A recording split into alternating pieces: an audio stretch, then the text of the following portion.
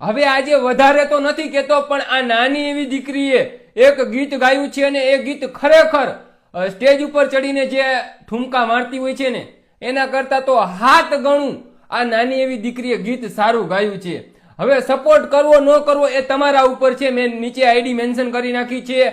બને તો એ દીકરીને સપોર્ટ કરજો અને તમે આ દીકરીનો વિડીયો જુઓ, કેવું ગીત ગાયું છે એ પણ કોમેન્ટ કરી નાખજો.